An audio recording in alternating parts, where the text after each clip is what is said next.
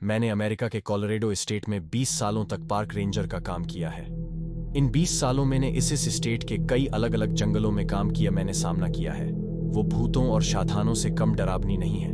ये सबसे पहला केस जो मैं बता रहा हूँ, ये असल में मेरे कैरियर का भी सबसे पहला अजीब केस था। मैं आपको उस नदी का नाम तो नहीं बता सकता, लेकिन ये नदी हमारे स्टेट और वापस नहीं आया था, तो उसको ढूंढने के लिए जंगल में सर्च और रेस्क्यू बाज चलाया गया। लेकिन कई दिनों की खोज के बाद भी उस हाइकर का कुछ पता नहीं चल सका, उससे जुड़ी कोई भी चीज, यहां तक कि उसकी लाश भी नहीं मिल सकी। जुलाई या अगस्त के महीने में हमें जंगल में एक अजीब से आदमी के घूमते देखे जाने की रिपोर्ट्स मिली। ये आदमी अक्सर शाम को या रात में ही घूमता दिखाई देता था, और ये हमेशा ऊपर से नीचे तक काले कपड़े पहने रहता था। पारक इसमें ऐसा कुछ अजीब नहीं लगा, क्योंकि वो भी जंगल में घूमने आया कोई आम आदमी हो सकता था। लेकिन फिर वो 3-4 बार मुझे भी नजर आया।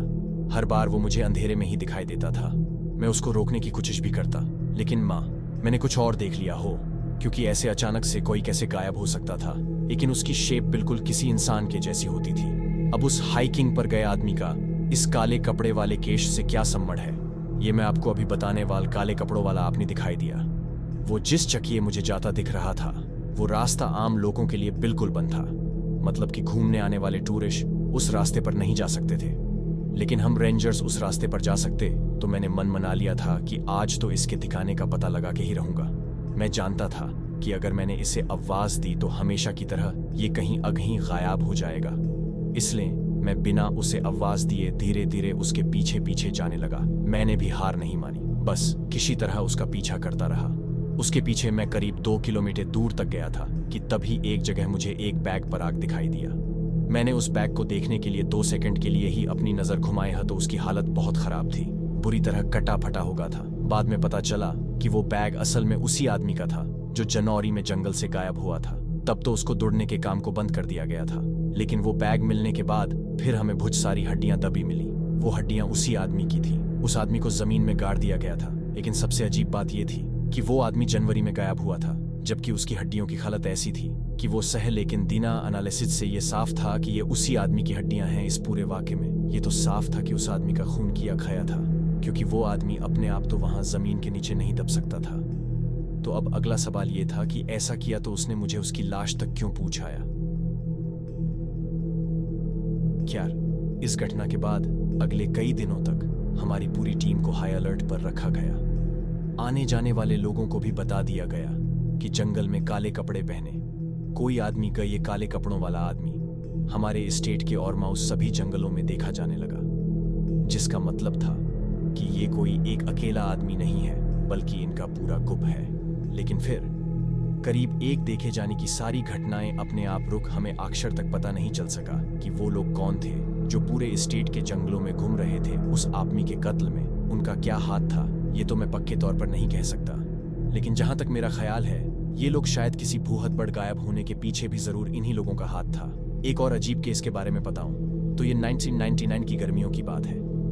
क्रिस नाम का एक आदमी, जो कि पेशे से एक मछुआरा था और जंगल में अक्सर घूमने आता रहता था, वो जंगल में अजीबी तरीके से गायब हो गया।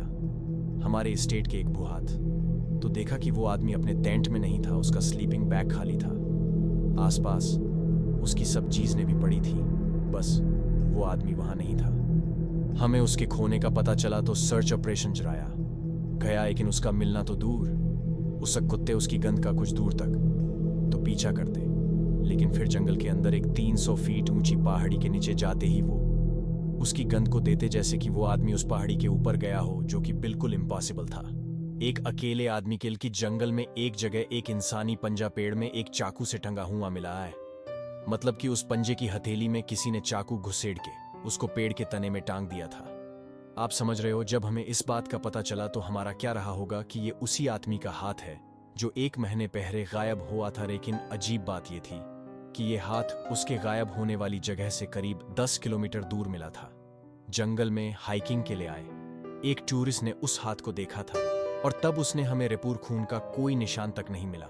यहां तक कि खोजी कुटे भी उस पेड़ के 100 मीटर आगे बिल्कुल जाने से ही मना कर देते थे, जो कि बहुत अजीब बात थी। जो चाकू उस पंजे में गड़ा मिला था उसका भी टेस्ट करवाया गया, लेकिन उसके ऊपर कोई एक और चीज इसके सबराई में जो मैं आपको बताना भूल गया था, वो ये कि जब ये केस हुआ तब हमारे यहाँ डे लाइट सेविंग टाइम चल रहा था। सिंपल शब्दों में आपको बताऊं तो उन दिनों अंधेरा शाम 7:30 बजे से पहले नहीं होता था, लेकिन अंधेरा छा गया था, जैसे कि कोई चीज हमें उस इलाके में आगे जाने से रोक रही हो सकता है आपको ये सब बातें सच ना लगे, लेकिन मैं जो कुछ आपको बता रहा हूँ ये सब मेरी और मेरे साथियों की आंखों के सामने हुआ है। एक और अजीब केस के बारे में बताऊं तो ये 2007 की बात है। हमेशा की तरह वो भी एक बिल्कुल नॉर्मल दिन था। शाम के टाइम मैं अकेला जंगल के एक इलाके में पेट्रोलिंग कर रहा था कि तभी अचानक मुझे एक बहुत ही अजीब से स्मेल आने लगी। एक अलग ही स्मेल आती है, बिल्कुल वैसी स्मेल थी उनकी। मुझे लगा शायद आसपास जंगली कुत्तों ने किसी हिरन का शिकार कर लिया होगा, लेकिन फिर धीरे धीरे वो स्मेल तेज होने लगी और तभी मुझे ऐसा लगने लगा जैसे कोई मुझे चुपचाप अपनी पिस्टल निकाल लिए कि कहीं कोई पीछे से मुंह पे हमला भी कर दे तो मैं अपने आप को बचा सकूं। जंगल में काम करने से पहले हमें सेल्फ डिफेंस की अच्छी ट्रेनिंग दी जाती है। मैं धीरे धीरे आगे बढ़ने लगा और तभी मुझे लेकिन वो जो कुछ भी था उसका कद कम से कम 8 या 9 फीट लंबा लग रहा था और उसका पूरा शरीर बालों से भरा हो था।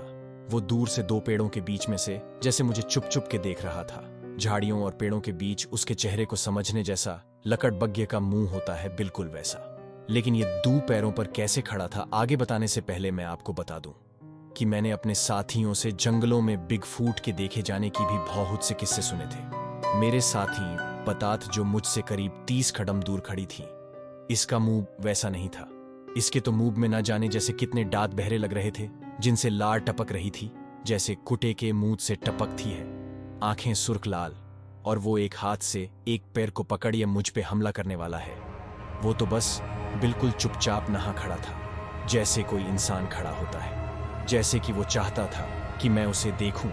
लेकिन ये उसकी चाल भी हो सकती थी मुझे फंसाने की। मेरी उंगली पिस्टल का और वहां से गायब हो गया, मतलब कि वहां से शायद चला गया। मुझे लग रहा था कि कहीं ये गूंद के मेरे पीछे से आके मुझ पे हमला ना कर दे। जब आप ऐसी किसी सिचुएशन में होते हैं जहां आपकी जान को खतरा होता है तो एक एक सेकंड आपको मुझे यकीन हो गया कि वो वहां से चला गया है। तो मैं जल्दी से उस पेड़ के पीछे गया जहां मैंने उसे खड़ा देखा था।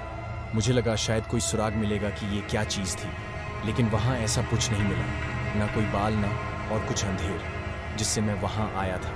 ट्रेनिंग में हमें सिखाया गया था कि अगर कभी किसी के पीछा करने का शक हो तो आप अपना रास्ता बदल लो। मैंने भी वैसा ही किया और मैं ठीक ठाक अपने बेस पर पहुंच गया।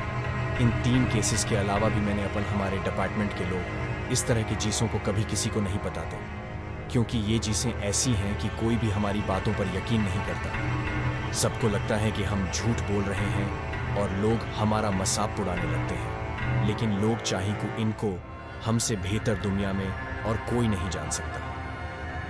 तो दोस्तों, आज की वीडियो में बस इतना ही। वीडियो पसंद आया तो मेरे चैनल को सब्सक्राइब करें। धन्यवाद।